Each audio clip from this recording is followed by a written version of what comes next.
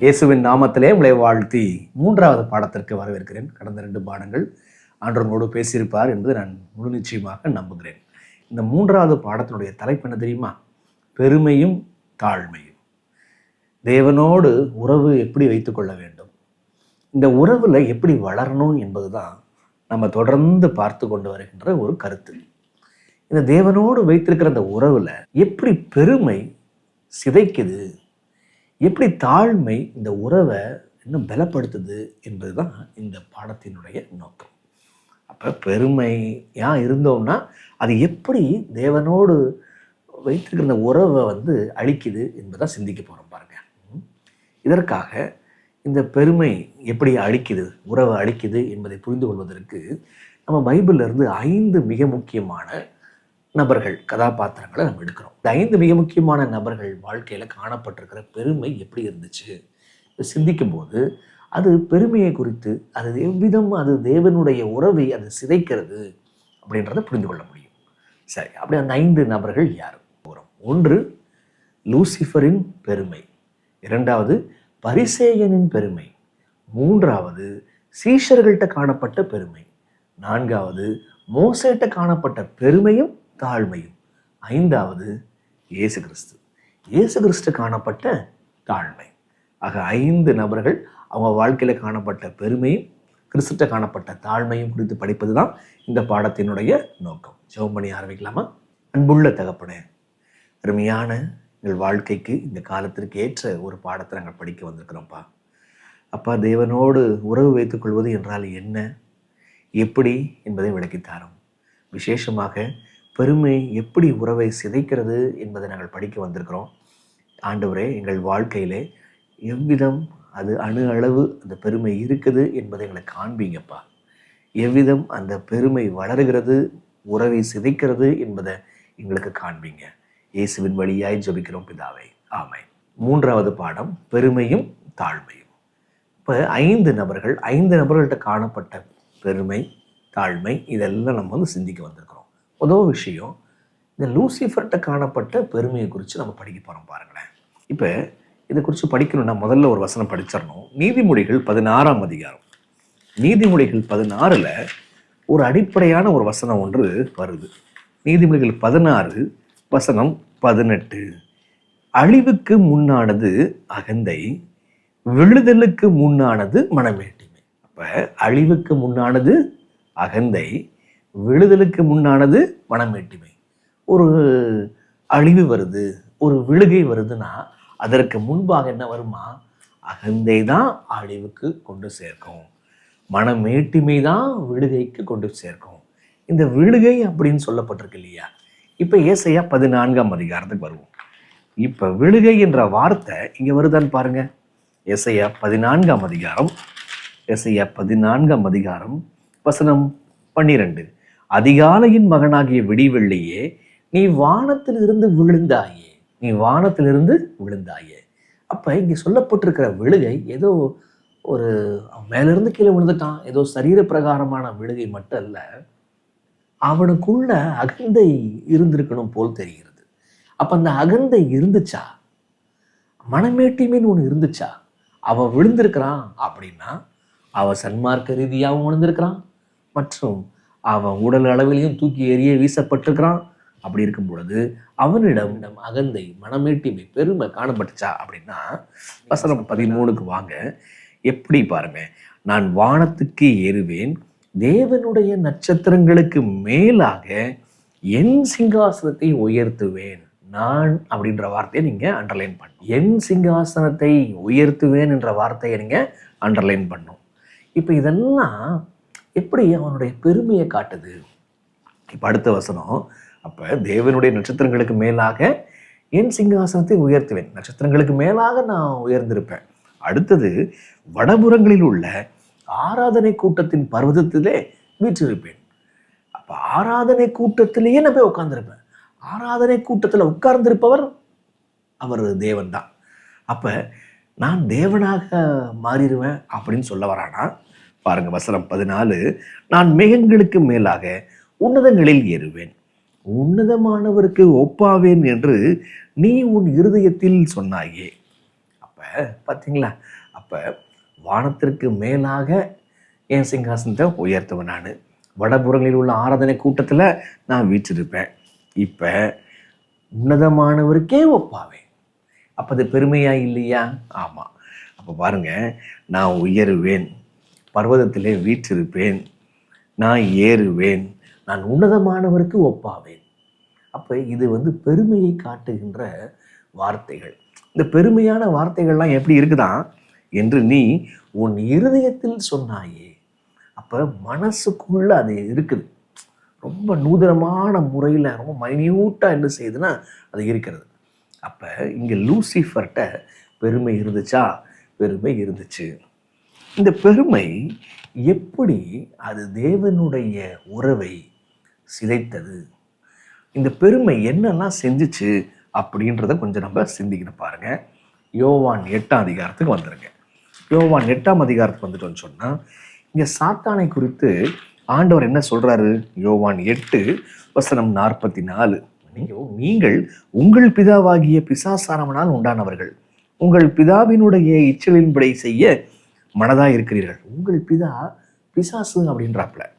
இப்போ பைபிள் சொல்லுது, அவன் ஆதி முதற்கொன்று மனுஷ கொலைபாதகனாய் இருக்கிறான், சத்தியம் அவனிடத்தில் இல்லாதபடியால் அவன் சத்தியத்தில் நிலைநிற்கவில்லை, அவன் பொய்யனும் பொய்க்கு பிதாவுமாய் இருக்கிறபடியால்.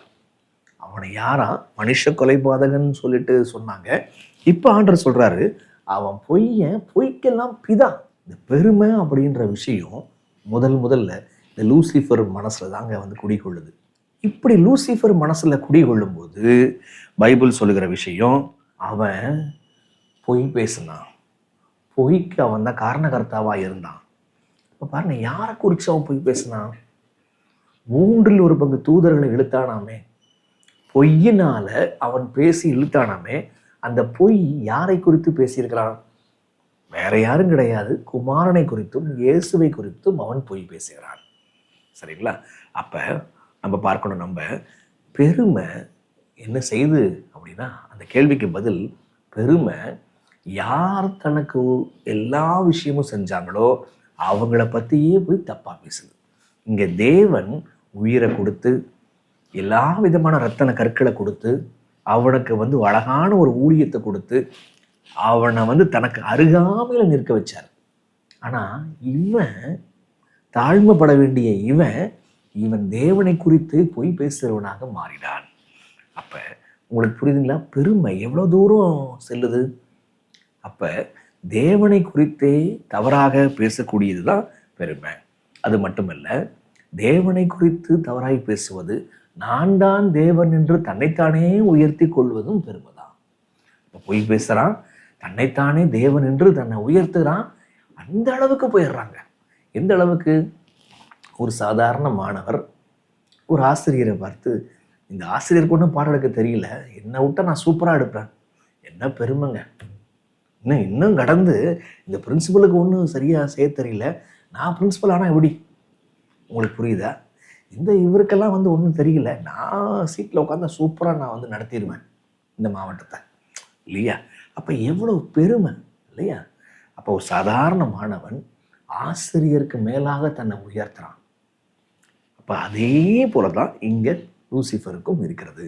அந்த பெருமை தேவனை குறித்து தவறாக பேச வைக்கிறது. பெருமை தன்னைத்தானே தேவனாக தன்னை உயர்த்தி கொள்ள முனைகிறது. அப்போ இந்த பெருமை எப்படிங்க, எந்த வகையில் இது வந்துச்சு அப்படி இப்படின்னு பார்க்கும் பொழுது ஒரு காரணம் இருக்குங்க. என்றைக்குமே காரணம் கண்டுபிடிச்சிக்கணும். அந்த காரணம் ரொம்ப லேசான காரணமாக தெரியுங்க.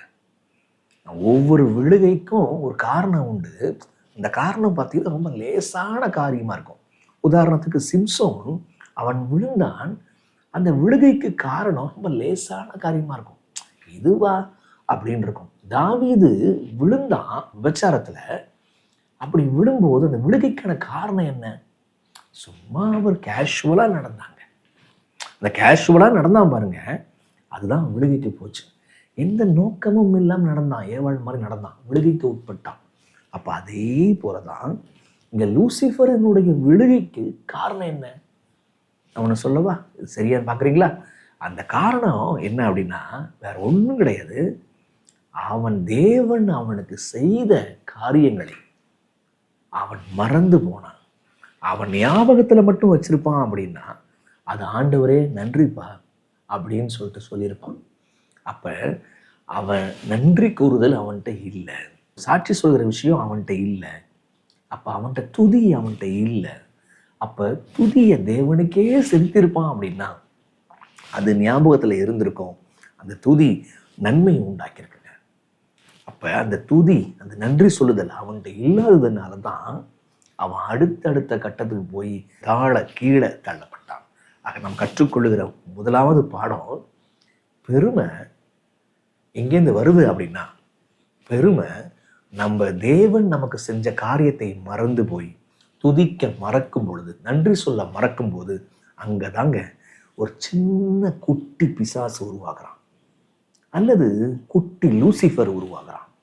நீங்கள் தேவன் உங்களுக்கு செய்த காரியங்களை மறந்து போனா குட்டி பிசாசு உருவாவானா, குட்டி லூசிஃபரா? அதாங்க நம்முடைய வாழ்க்கையில கூட ஏன் பெருமை வருது அப்படின்னு சொன்னா, நம்ம தேவன் நமக்கு செய்த காரியங்களை, சின்ன சின்ன காரியங்களை எழுதி வச்சுக்கிட்டு ஞாபகத்தில் வச்சுட்டு நன்றி சொல்றப்போன்னு சொன்னா நம்ம வாழ்க்கையில பெருமை வராதுங்க. ஆக கற்றுக்கொள்கின்ற முதலாவது பாடம் உங்களுக்கு புரியுதா? அவன் தேவனை தன் நினைவில் அவன் நன்றி சொல்ல மறந்துட்டான், துதிக்க மறந்துட்டான். அதனுடைய விளைவு அவன் சாத்தானாக மாறினான், பெருமை உள்ளவனாக மாறினான். அவ்வளோதான். இன்னும் ஒரு மிக முக்கியமான ஒரு பாடமும் இருக்குது. இதை முடிச்சுட்டு நம்ம ரெண்டாவது போயிடலாம். இந்த பெருமை உள்ளவங்க எப்பயுமே பார்த்தீங்கன்னு சொன்னால் அவங்களுடைய திறமைகளை, அவங்களுடைய தாளந்துகளை, அவங்கள்ட்ட இருக்கக்கூடிய சொத்துக்களை, அவங்கள்ட்ட இருக்கக்கூடிய படிப்புகளை, அவங்க யாரோடு தொடர்பு இருக்கிறாங்க, அந்த முக்கியமான நபர்னுடைய செல்வாக்கு, இதில் தாங்க பெருமைப்படுறாங்க. லூசிஃபருடைய பெருமை அவன்கிட்ட இருந்த அலங்காரம் இல்லையா, அவன்கிட்ட இருந்த ஞானம், இதை வச்சு தாங்க அவன் பெருமைப்பட்டான். ஆனால் தாழ்மை எப்படி தாழ்மையாக இருக்குது அப்படின்னா, அது எல்லாமே இருந்தாலும் தனக்கு எதெல்லாம் லாபமோ அதெல்லாம் தன்னை நஷ்டம் என்று எண்ணும். அப்போ தாழ்மை எப்படி தாழ்மையாக இருக்குது அப்படின்னா, தாழ்மை உறவுல தான் பெருமை பாராட்டுது. கிறிஸ்துவோடு வைத்திருக்கிற அந்த உறவு தான் அறிகிற அறிவு தான் மேன்மை, மற்ற எல்லாவற்றையும் நான் குப்பை என்று எண்ணுகிறேன். இந்த வசனம் எங்கே இருக்குது கமெண்ட்ஸில் போடுங்க. ரொம்ப அருமையான கருத்துங்க அது, நீங்கள் தயவு செஞ்சு புரிஞ்சுக்கணும். அப்போ நான் என்ன படிச்சிருக்கிறேன், நான் என்ன நிறமாக இருக்கிறேன், என்ன என் பிள்ளை எப்படி பாடுது பாரு, ரைட்டுங்களா? இப்போ இதெல்லாம் பாருங்க, இதெல்லாம் பெருமைக்கு வழி நடத்துங்க.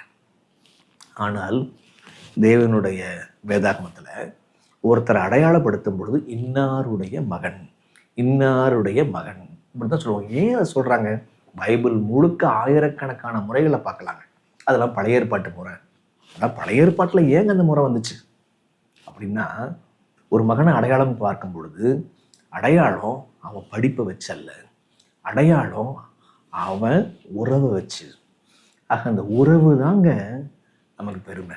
நம்ம 1000 லட்சங்கள் கோடி வச்சிருக்கலாம், பல பல படிப்புகள் படிச்சிருக்கலாம், பல 1000 நபர்கள் நமக்கு செல்வாக்கு உள்ள நபர்களாக நமக்கு பழகியிருக்கலாம்.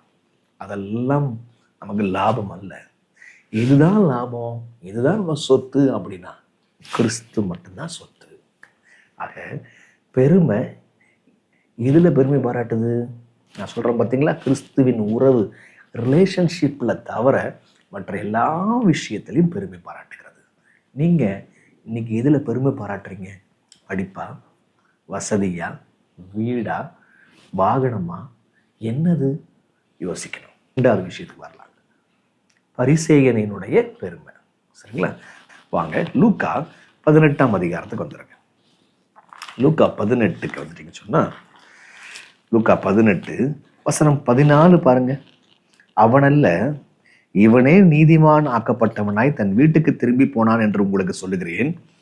ஏனெனில் தன்னை உயர்த்துகிறவன் எவனும் தாழ்த்தப்படுவான், தன்னை தாழ்த்துகிறவன் உயர்த்தப்படுவான் என்றார். இங்க வார்த்தையை கவனிங்க. இங்க ஒரு ஓமையை ஆண்டவர் சொல்லுகிறார். ஓமையை சொல்லிட்டு ஆண்டவர் சொல்றாரு, தன்னை உயர்த்துகிற எவனும் தாழ்த்தப்படுவான். இங்க சொல்லப்பட்ட ஓமையில யாரோ தன்னை உயர்த்தி இருக்கிறாங்க, யார் உயர்த்தி இருக்கிறாங்க? யாரோ தன்னை தாழ்த்தி இருக்கிறாங்க. தன்னை தாழ்த்தினது யார்? உயர்த்தினது யார்? பார்க்கணுமா இல்லையா? சரி, எங்க வரணும்னா வசனம் 9 பாருங்க. அன்றியும் தங்களை நீதிமான்கள் என்று நம்பி மற்றவர்களை அற்பமாக எண்ணின சிலரை குறித்து. கவனிங்க, ஒரு அருமையான காம்பினேஷன், ஒரு காம்போ. என்ன காம்போ அப்படின்னா, தன்னைத்தானே நீதிமான் சொல்லிட்டு அவங்க வாயே சொல்லிக்குது. அப்படி சொல்லிக் கொள்றவங்கள்ட்ட காணப்படுற இன்னொரு குணம், தங்களைத்தாங்களே நீதிமான்கள் என்று சொல்லிக் கொள்கிறவர்கள், அழைத்துக் கொள்கிறவர்கள் மற்றவர்களை அற்பமாக எண்ணுகிற சில ஜந்துக்கள் இருக்கிறாங்க. அவங்கள பார்த்து ஆண்டவர் ஒரு உவமை சொல்றார். எப்படி? வசனம் 10 பாருங்க. யாரோ ஒருத்தன் தன்னைத்தானே உயர்த்துறான், தாழ்த்தப்பட்டு போவான். சரிங்களா? உயர்த்துறவன் என்ன செய்வான்? அதான் வசனம் சொல்லுது, தன்னை நீதிமான் என்று சொல்லி மற்றவர்களை அற்பமாக எண்ணுவானாம். தன்னை உயர்த்துகிறவன் நீதிமான் என்று சொல்லி மற்றவங்களை அற்பமா எண்றான். இப்படி தன்னை நீதிமான் எப்படி எப்படி சொன்னான்? மற்றவங்களை எப்படி அற்பமா நினைச்சான்? வசனம் பாருங்க 10. 2 மனுஷர் ஜெபம் பண்ணும்படி தேவாலயத்துக்கு போனார்கள். ஒருவன் பரிசேயன், மற்றவன் ஆயக்காரன். பரிசேயன் நின்று, தேவனே, நான் பரிகாரர், அநியாயக்காரர், விபசாரக்காரர் ஆகிய மற்ற மனுஷரை போலவும் இந்த ஆயக்காரனை போலவும் இராததினால் உம்மை ஸ்தோத்தரிக்கிறேன். உம்மை ஸ்தோத்தரிக்கிறேன். வாரத்தில் 2 தரம் உபவாசிக்கிறேன். என் சம்பாத்தியத்தில் எல்லாம் தசமபாகம் செலுத்தி வருகிறேன் என்று தனக்குள்ளே ஜெபம் பண்ணினான். ஆயக்காரன் தூரத்திலே நின்று. இப்ப இங்க பரிசேயன் ஒருத்தன் எங்க வந்துடுறான்? ஆலயத்துக்குள்ளே வந்துடுறான். இவன் 2 காரியம் செய்யறான். ஒன்று, ஒரு ஸ்தோத்திர ஜெபம். என்ன ஸ்தோத்திர ஜெபம்? நான் பரிகாரர் போல் அல்ல, அநியாயக்காரர் போல் அல்ல, விபசாரக்காரர் போல் அல்ல, மற்ற மனுஷன் யார மாதிரியும் கிடையாது. நான் உங்களுக்கே ஒரு விசேஷமான ஒரு பிள்ளை, மற்றவங்கள மாதிரிலாம் கிடையாது என்று ஆண்டவரே வைத்ததினால் உண்மை ஸ்தோத்தரிக்கிறேன். ஸ்தோத்திர ஜெபத்தை செய்த நபர் இவர். 2வது, வாரத்தில் 2 தரம் உபவாசிக்கிறேன். என் சம்பாத்தியத்தில் எல்லாம் தசமபாகம் கொடுத்து வருகிறேன் என்று தனக்குள்ளே ஜெபம் பண்ணினான். அப்ப உபவாசம் எல்லாம் பண்றாராம், தசமபாகத்தெல்லாம் செலுத்துறாராம். அப்படி செலுத்துகிறேன் அப்படின்னு சொல்லிட்டு அவன் ஜெபம் பண்றான்.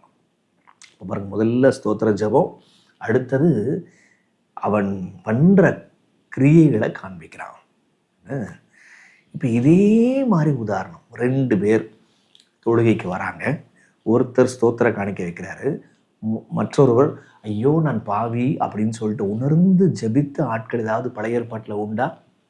இங்கே ஒரு ஸ்தோத்திர பலி, இங்கே ஒரு ஆடு பலி, ஏதாவது ஒன்று இருக்குதா? ஆமாங்க, காயின் ஆபேல். காயின் அவன் ஸ்தோத்திரம் பாவத்திற்கு பலி செலுத்த வரலங்க. அப்படின்னா அவன் ஆடு கொண்டு வந்திருப்பான். அவன் பாவத்தை உணரவே இல்லை, பாவத்தை ஒத்துக்கொள்ளவே இல்லை. அவன் என்ன பண்ணான்? அவன் வெறும் அவனுடைய பயிர் விளைச்சல்களை எல்லாம் கொண்டு வந்து வச்சாங்க, நிலத்தினுடைய பயிர்களை கொண்டு வந்து அங்கே வைத்தான். ஆனால் ஆபேலோ தன்னை பாவி என்று உணர்ந்தபடியினால் அவன் பாவ நிவாரணத்துக்கென்று பலியை கொண்டு வந்தாங்க. இப்ப இந்த பரிசேயன் யாரை போல? பழைய ஏற்பாட்டு காயினை போல. இந்த ஆயக்காரன் யாரை போல? ஆபேலை போல. இப்ப பரிசேயன் அவரு ஸ்தோத்திரம் பண்றார். சரிங்களா? அடுத்தது தன்னுடைய கிரியைகளை எல்லாம் முன்வைக்கின்றார். அப்ப நம்ம பார்த்தோம்ல, தன்னைத்தானே உயர்த்துகிறவன் அப்படின்னா தன்னைத்தானே நீதிமான் என்று எண்ணுவான், மற்றவங்களை மட்டம் தட்டுவான். இப்ப தன்னைத்தானே நீதிமான் என்னானா அதுதான் ஸ்தோத்திர ஜெபம். மற்றவங்களை மட்டம் தட்டினானா அவன் மற்றவங்களை போல இல்லை. தன்னுடைய கிரியைகளை முன் வச்சானா ஆமா அந்த தசமபாகம் செலுத்துகிறேன், நான் உபவாசிக்கிறேன் அப்படின்னு சொல்றாங்க. அப்ப இங்க பரிசேயனுடைய பெருமை எப்படி இருக்குது? பரிசேயனுடைய பெருமை, தன்னுடைய பாவத்தை உணரல.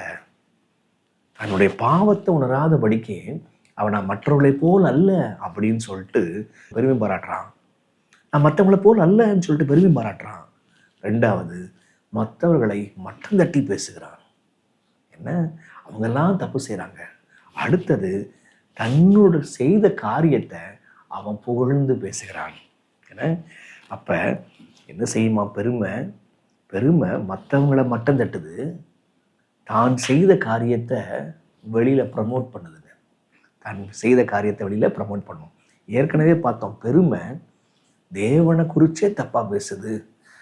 பெருமை ஆண்டவரோடு உறவுல பெருமை பாராட்டாம மற்ற விஷயங்கள், திறமைகள்ல, பொருள்ல இதில் மேலே தான் அடிப்படையாக வச்சு வளரும்னு சொல்லி நம்ம படித்தோம். நம்ம இப்போ பார்க்குறோம் பெருமை எங்கேருந்து வருது அப்படின்னா, அது தன் ஆண்டவரை தேவை, நான் பாவியாக இருக்கிறேன், எனக்கு இரட்சகர் தேவை என்பதை உணராது இருக்கும்போது பெருமை கிளம்புது, தன்னை நல்லவனாக காமிக்குது, மற்றவங்களை மட்டம் தட்டுது.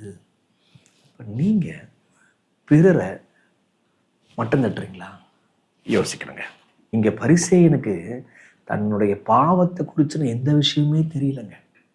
அதனால தான் மற்றவங்களை மட்டுமே பார்க்குறாரு. அவர் நன்றி சொல்கிறவராக மாறுறாரு, ஸ்தோத்தரிக்கிறார். ஆனால் உண்மையிலேயே இங்கே பாருங்க, லூசிஃபர் ஸ்தோத்திரம் செலுத்தவே இல்லை. இந்த பையன் நன்றி சொல்கிறான், ஸ்தோத்திரம் செலுத்துகிறான். ஆனால் ரொம்ப நயவஞ்சகமாக செய்கிறான். அந்த ஸ்தோத்திரத்துக்குள்ள ஒரு பெருமை இருக்குது. என்ன பெருமை? நான் விபச்சாரக்காரர் மாதிரி கிடையாது, நான் இவனை மாதிரி கிடையாது, அவனை மாதிரி கிடையாது அப்படின்னு சொல்லிட்டு அங்கே சொல்கிறாங்க. பரிசுத்த ஆவியானவர் அந்த மனுஷன்கிட்ட வேலை செய்யவே முடியலங்க.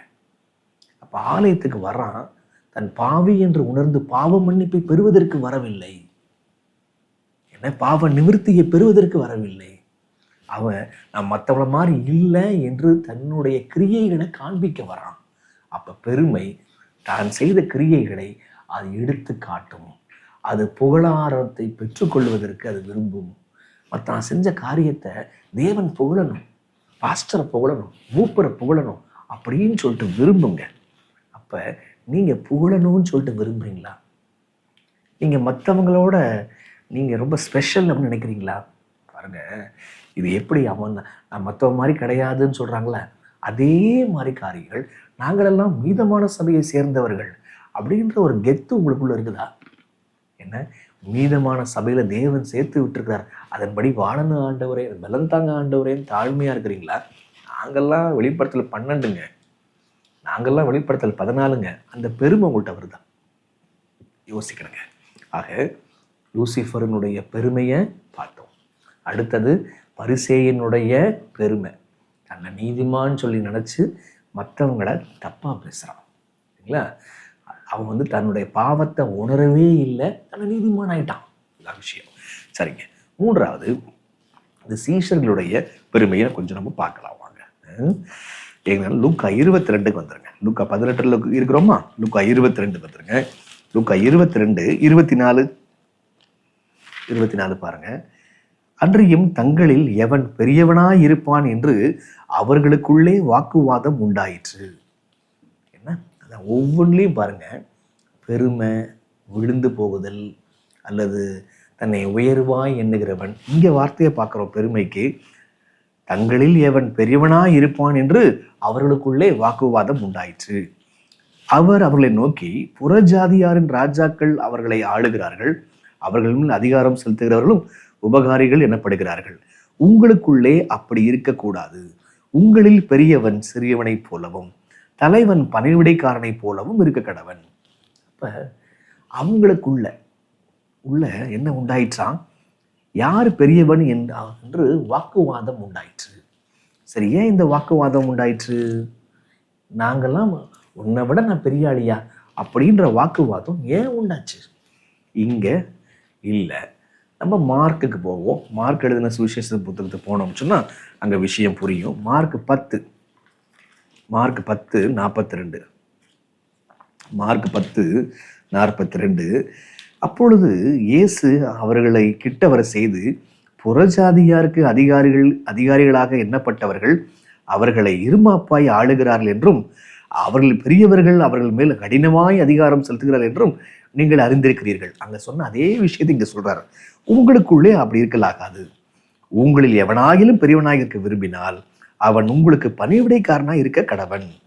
உங்களில் எவனாகிலும் முதன்மையாக இருக்க விரும்பினால் அவன் எல்லாருக்கும் ஊழியக்காரனாய் இருக்க கடவன். அப்ப இங்க 42 பார்த்தீங்கன்னா அங்க சொல்லப்பட்ட அதே விஷயம் இங்க வருதுங்க. சரி, என்ன விஷயம் அப்படின்னா வசனம் 35 பாருங்க. அப்பொழுது செபதேயின் குமாரராகிய யாக்கோபும் யோவானும் அவரிடத்தில் வந்து, போதகரே, நாங்கள் கேட்டுக்கொள்ள போகிறதை நீர் எங்களுக்கு செய்ய வேண்டும் என்று விரும்புகிறோம். நாங்கள் என்ன கேட்க போறோமோ அதை எங்களுக்கு கொடுத்துருங்க. அப்ப என்னப்பா கேட்குற, முதல்ல கேளு, நான் கொடுக்குறேன். கேட்கவே இல்லை, ஆனால் கொடுத்துடணும்னு சொல்றாப்ல. வசனம் 36, அவர் அவர்களை நோக்கி, நான் உங்களுக்கு என்ன செய்ய வேண்டும் என்று விரும்புகிறீர்கள் என்று கேட்டார்.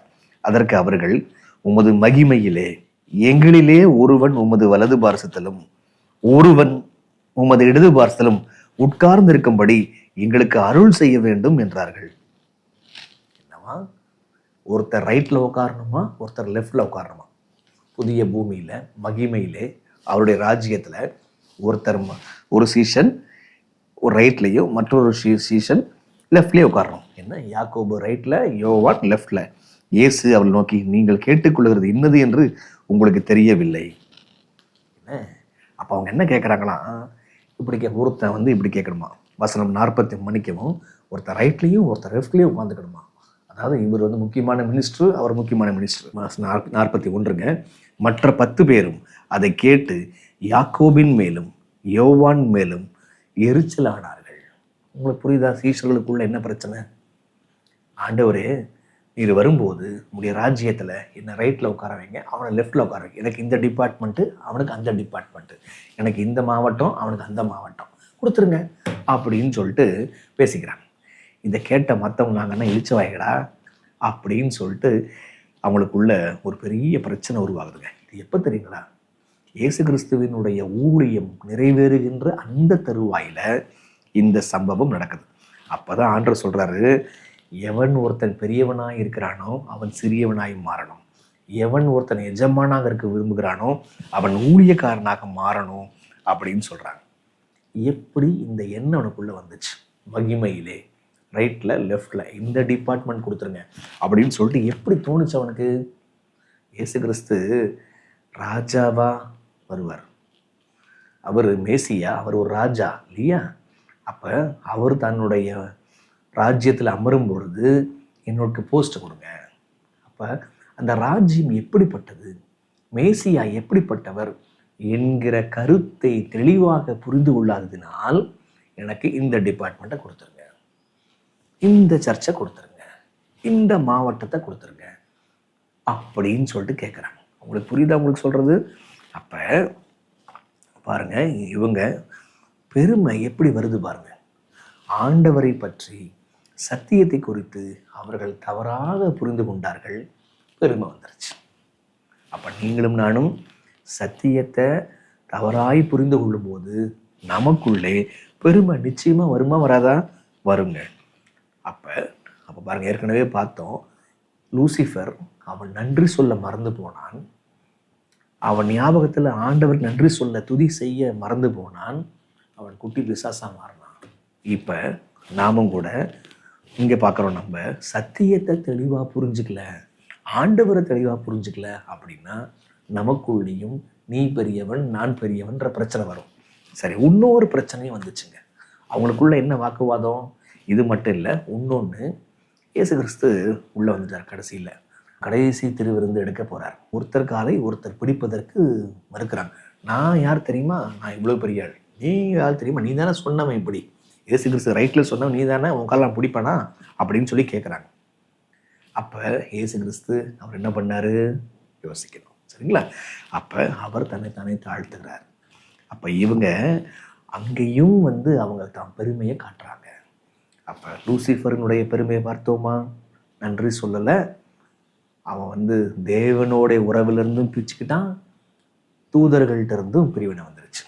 சரி, இந்த பரிசேயன் அவன் தன்னைத்தானே நீதிமான் என்று காண்பித்து கொண்டான், மற்றவங்களை மட்டம் தட்டினான்.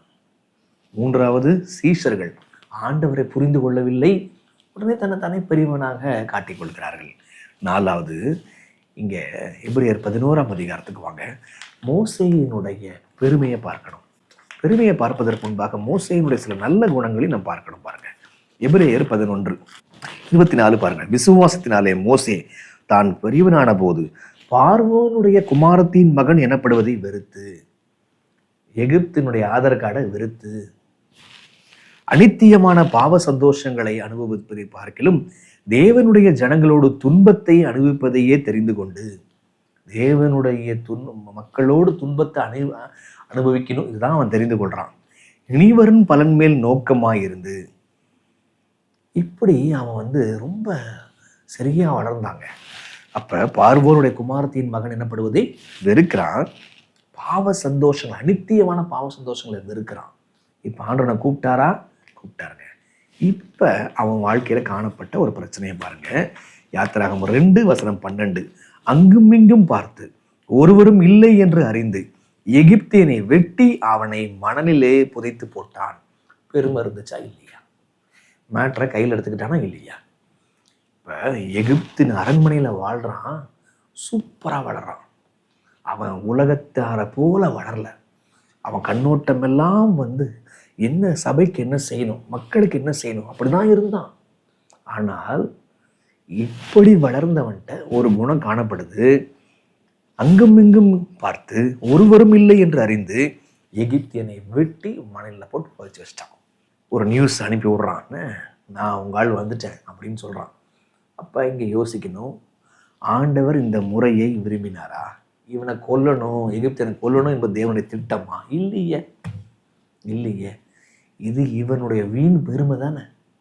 மோசே அவன் பார்வோனுடைய குமாரத்தின் மகன் எனப்படுவதை வெறுத்து, அனித்தியமான பாவ சந்தோஷங்களை வெறுத்து, இனிவரும் பலன் மேல் நோக்கமாய் இருந்து, இப்படியெல்லாம் பரிசுத்தமா இருக்கும்போது ஒரு பிரச்சனை வந்துருச்சு. அந்த பிரச்சனை என்ன? அங்கும் இங்கும் பார்த்து எகிப்தியரை கொண்டு போட்டான். அப்ப அங்க பெருமை வந்துச்சா? பெருமை வந்துச்சு. சரி, இன்னொரு இடத்துலையும் பெருமை வந்துருச்சு. இங்கேருந்து என்னாகமம் 20:10. மோசேயும் ஆரோனும் சபையாரை கண்மலைக்கு முன்பாக கூடி வர செய்தார்கள். அப்பொழுது மோசே அவர்களை நோக்கி, கலகக்காரரை கேளுங்கள், உங்களுக்கு இந்த கண்மலையில் இருந்து நாங்கள் தண்ணீர் புடப்புற பண்ணுவோமோ என்று சொல்லி 2 தரம் அடித்தான். அப்ப என்ன ஆச்சுன்னா சொல்றாங்க, அதனால ஆண்டவர் அவனை கானானை கொண்டு போகவே இல்லைங்க, இல்லையா? இப்ப விஷயம் என்ன? நாங்க தண்ணீரை கொண்டு வர போவோமா? அப்படி போற போக்குல அவன் தன்னுடைய பெருமையை காட்டுறான், இல்லையா? போற போக்குல அப்படியே என்ன பண்றான்னா காட்டுறான். அப்படியே மனம் பதறி பேசிடுறான். ரொம்ப இது பண்ணிட்டாங்க, பேசக்கூடாத ஒரு வார்த்தையை பேசி போடுறான். அப்ப அது தேவன் கொண்டு வருவார் தண்ணீரை அப்படின்னு சொல்வதற்கு பதிலாக நாங்க கொண்டு வர பண்ணுவோமா அப்படின்னு கேட்குறான். சரிங்களா? அந்த இடத்துல ஸ்லைட்டா என்ன பண்ணிட்டான்னு சொன்னா, அவன் தன்னை தேவனுடைய இடத்துல வச்சுட்டான். அவ்வளவுதான். ஆண்டவர் நீ என்ன காரியம் பண்ணிட்ட அப்படின்னு சொல்லி பிடிச்சிட்டார். அப்ப ஆண்டவர் அவனை பரிசுத்தமா வளர்த்தாரு. எகிப்தியனை கொலை செய்தான். 40 வருஷம் வனாந்தரத்துல கொண்டு போய் வச்சிட்டார். இப்ப தாழ்மைப்பட்ட போது அவனை திரும்பவும் அழைத்து வந்தார். என்ன, இப்ப போய் 40 வருஷம் போய் முடிகிற தருவாயில திரும்பவும் ஒரு பிரச்சனை பண்ணிட்டான். இப்ப உனக்கு காணான் கிடையாதுப்பா, நீ ஒரு 40 வருஷம் கிடையாது, உனக்கு காணான் கிடையாது அப்படின்னு சொல்லிட்டு ஆண்டவர் சொல்லிட்டார். ரைட்டா? ஆனா இப்ப ஆண்டவர் சொல்ற மரணத்தை அவன் ஏற்றுக்கொண்டான். ஆண்டவர் சொன்னாரு, அவன்கிட்ட என்ன ஆகும்? 12ஆம் அதிகாரத்துக்கு பாருங்க. ஓகே, 12:3. மோசேயானவன் பூமியில் உள்ள சகல மனிதரிலும் மிகுந்த சாந்த குணம் உள்ளவனாய் இருந்தான். அப்ப எப்படிப்பட்ட சர்டிபிகேட் வாங்குறான்? இது முன்பும் வாங்கினா இதுக்கு அப்புறமும் பொருந்துங்க. அப்ப மோசே அவன் பரிசுத்தவானாக இருந்தான். ஆனால் எகிப்தியனை கொன்று போட்ட போது அவன் பெருமைப்பட்டவனாக மாறினான். அதுக்கப்புறம் 40 வருஷம் அவனுக்கு தாழ்மையின் பாடங்கள் கற்றுக் கொடுக்கப்பட்டுச்சு. அதற்கப்புறம் 40 வருஷம் முடிவில் திரும்பியும் தன்னுடைய பெருமையை லேசா காமிச்சிட்டான். விளைவு என்னாச்சு? அவன் கானானுக்கு போகல, அவன் மனம் திரும்பினான்.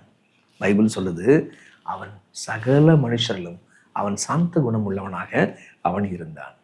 அப்ப இங்க யோசிக்கிறோம், நம்ம யாரு சாந்த குணம் உள்ளவர்களோ அவர்கள் பூமியை சுதந்திரித்துக் கொள்வார்கள், இல்லையா? ரொம்ப அழகான குணங்க. சாந்த குணத்தால தான் நம்ம ஜெயிக்க முடியும்.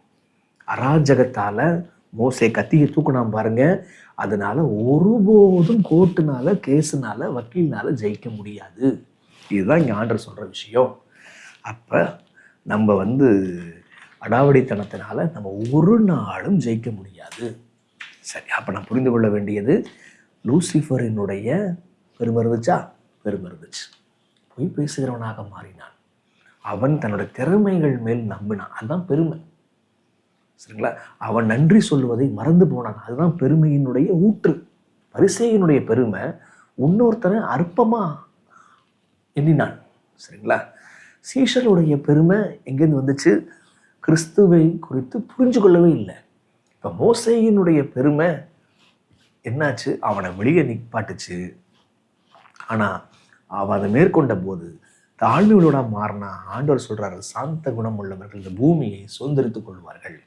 அப்போ 4 பேருடைய பெருமையை பார்த்துட்டோங்க. லூசிஃபருக்கு பெருமை இருந்துச்சு, பரிசேயனுக்கு பெருமை இருந்துச்சு, அதுக்கப்புறம் சீஷர்களுக்கு பெருமை இருந்துச்சு, அதற்கப்புறம் மோசேக்கும் பெருமை இருந்துச்சு. கானானே இழந்தான் இல்லையா? சரி, இப்போ இன்னொரு நபர், அந்த சீஷர்கள்னா நீ பெரியவனா நான் பெரியவனான்னு போகும் பொழுது இயேசு என்ன செஞ்சாரு? ஒன்றுமே சொல்லி தரலங்க. அவர் செஞ்சாரு, அவர் எடுத்து சால்வை எடுத்து இடுப்பில் கட்டினார். கட்டி சீலை எடுத்து இடுப்பில் கட்டி அவர் போய் ஒருத்தர் காலை ஒருத்தரை பிடிச்சி அத்தனை பேருடைய காலையும் கழுவி விட்டார். எவ்வளவு பயங்கரமான ஒரு செயல்! இதனுடைய அர்த்தம் என்ன? பிலிப்பியர் 2 அதிகாரம். பிலிப்பியர் 2 அதிகாரத்துக்கு வந்துட்டீங்கன்னு சொன்னால் இந்த விஷயத்தினுடைய அர்த்தத்தை பவுலார் விளக்குகிறார். பிலிப்பியர் 2, கிறிஸ்து இயேசுங்கிற சிந்தையே உங்களும் இருக்க கிடவது. வசனம் 5 முதல் 8 வரைக்கும். அவர் தேவனுடைய ரூபமாய் இருந்தும் தேவனுக்கு சமமாய் இருப்பதை கொள்ளையடின பொருளாக எண்ணாமல் தம்மை தாமே வெறுமையாக்கி அடிமையின் ரூபம் எடுத்து. அவரு உண்மையிலே பெரிய ஆளு, ஆனா அடிமையின் ரூபம் எடுப்பதற்கு தயங்கிறது இல்லை. பெருமை பாருங்க, நன்றி சொல்லாதுங்க. பெருமை பாருங்க, அது போலியான ஸ்தோத்திரம் செலுத்துங்க. அதனால மற்றவங்களை மட்டம் தட்டி பேசுங்க. பெருமை, நம்ம தான் பெஸ்ட்டாக பாடுறோம், நம்ம தான் பெஸ்ட்டாக ஆளுகை செய்கிறோம், நம்ம தான் பெஸ்ட்டாக பிரசங்கியார். சரிங்களா? அப்போ எப்படி இந்த பெருமை வருது? நன்றி சொல்லாததுனால பெருமை வருது. என்ன பெருமை வந்துச்சுன்னா மற்றவங்களை விட நம்ம சிறப்பு அப்படின்னு சொல்லிட்டு வெளில சொல்லிக்காதுங்க. ஆனால் மனசின் ஆழத்தில் எங்கேயோ ஒரு சாக்கடை கிளம்புங்க. புரியுதுங்களா? ஆண்டவரை குறித்து தப்பாக புரிஞ்சுக்கும் போது பெருமை பாராட்டுங்க. ஊழியத்திலேயே அவனை விட நான் சிறந்தவன் என்று சொல்லுங்க. என்ன பெருமை? அது அடாவடித்தனம் பண்ணுங்க. மோசே என்ன பண்ணிட்டான்? டக்குனு எடுத்து வெட்டிட்டான் இல்லை? அதான் பெருமை, அடாவடித்தனம் பண்ண. தாழ்மை ரொம்ப மென்மையாக சாந்த குணம் உள்ளவதாக தாழ்மை இருக்கும்.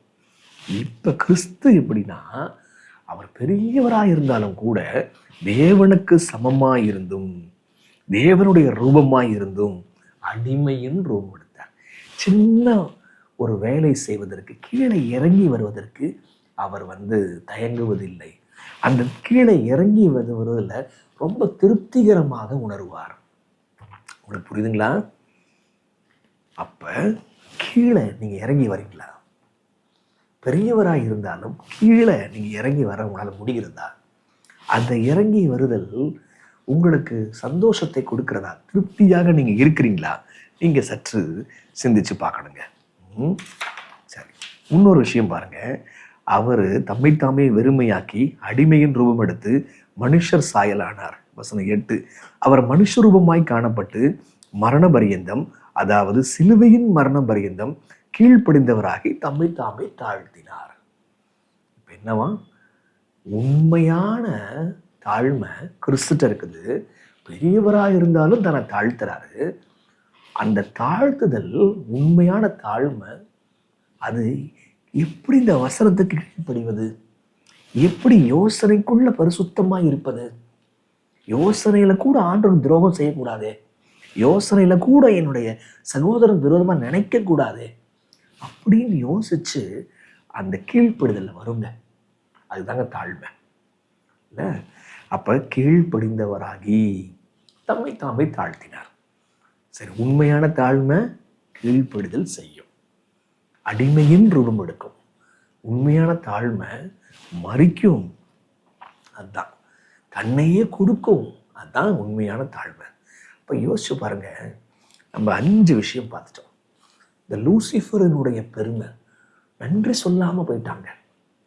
அந்த மாதிரி நன்றி சொல்லாமல் நீங்கள் இருக்கிறீங்களா, குட்டி பிசாசு உள்ள வந்துடும். அவன் தன்னுடைய திறமைய ஆண்டவர் போடுற 916 கோல்டை அவன் நம்பினாங்க, கேடியன் கோல்டை. நீங்கள் உங்களுடைய போஸ்ட், சபையில் உங்களுக்கு கொடுக்கப்பட்டிருக்கிற போஸ்ட், உங்களுடைய உறவுகள் போஸ்ட், அதை நம்புறீங்களா? உங்கள் படிப்பை நம்புறீங்களா? பதவியை நம்புறீங்களா? செல்வாக்கை நம்புறீங்களா? அல்லது எனக்கு கிறிஸ்து தான் சொத்து, அதன் மேலே பெருமை பாராட்டுறீங்களா? ஆனால் லூசிஃபர் அப்படி பெருமை பாராட்டல.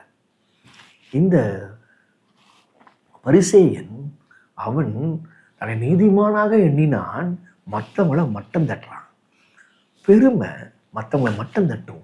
நீங்கள் மற்றவங்களை உயர்த்த வேண்டிய நீங்கள் மட்டம் தட்டுறீங்களா? எங்கேயோ மனசு ஓரத்தில் அவங்கள விட நாங்கள் சிறந்தது, அவங்க பேச்சை விட என் பேச்சு, அவங்க பாட்டோட என் பாட்டு, அவங்க பேசுகிற விதம், கையாளுகிற விதம், நான் கையாளுகிற விதம், அதெல்லாம் சூப்பர், அப்படி மனசின் ஓரத்தில் இருக்குதா? பெருமை வெளில தெரியாதுங்க, மனசுக்குள்ளே தான் இருக்கும். பெருமை ஆண்டவரை புரிந்து கொள்ளாத போது பெருமை வருகிறது. பெருமை அது அராஜகம் செய்யும், என்ன வேணா செய்யும். அது கனிவாக தன்மையாக நடத்தவே நடத்தாது. கிறிஸ்துவோ தன்னைத்தாழ்மே தாழ்த்தினார். அது தாழ்த்துறதுனால தான் வசனம் 9, ஆதலால் தேவன் எல்லாவற்றுக்கும் மேலாக அவரை உயர்த்தி. சாத்தான் அகந்த விழுந்தான்னு ஆரம்பித்தோம், கிறிஸ்து தாழ்த்தினாரு, ஆகவே உயர்ந்தார்னு பாடத்தை முடிக்கிறோம். ஆக யோசிச்சு பாருங்க, இந்த பெருமை இருக்குமானால் தேவன் உங்களோடு பேசவே முடியாது. ஏன்னா நீங்கள் தேவனை பார்ப்பதே இல்லை. இந்த பரிசேயன் கதவை போட்டு இறுக மூடிக்கொண்டான், ஆண்டவர் பேசவே முடியல. ஜெபம் பண்ணுங்க, ஆண்டவரே என் வாழ்க்கையில், என் குடும்பத்தில், என் சபையில், என்னுடைய வேலையில் எங்கேயாவது பெருமை இருக்காயா? பெருமையினுடைய குணாதிசயம் என்னையா? தாழ்மையினுடைய குணாதிசயம் என்னையா? எனக்கும் உங்களுக்கும் உறவுல ஏதாவது பிரச்சனை இந்த பெருமை பண்ணுதா? ஆண்டவர் தயவு செய்து காட்டுங்கப்பா. ஜெபம் பண்ணுங்க, உபவாசம் இருங்க. பெருமை என்கிற கேன்சரை ஆண்டவர் நமக்கு காட்டட்டும். கல்வாரி சிலுவை நமக்கு தாழ்மையின் சின்னம், அந்த குணத்தை நமக்கு கொடுக்கட்டும். ஜெபம் பண்ணலாமா? அன்புள்ள தகப்பனே, மேலான பாடத்திற்காக நன்றி அப்பா. நாங்கள் தானியேல், வெளிப்படுத்தல், ஆசரிப்பு கூடாரம், உபதேசங்கள் எல்லாம் படிக்கிறோம்ப்பா, அதெல்லாம் புரிஞ்சுக்கிறோம். ஆனால் எங்களுக்கு பெருமையின் விஷயத்தை புரிந்து கொள்ள உதவி செய்யுங்க, தாழ்மையின் கருத்துக்களை புரிந்து கொள்ள உதவி செய்யுங்க. நாங்கள் லூசிஃபரை போல இராதபடி கிறிஸ்துவின் தாழ்மையை வெளிப்படுத்துகிற பிள்ளைகளாக மாற்றித்தாரும் தாப்பனே. எங்களுடைய சிறு பிள்ளைகள் கூட தாழ்மையின் கருவிகளாக வளரட்டும். இயேசுவின் வழியாய் ஜெபிக்கிறோம் பிதாவே, ஆமென்.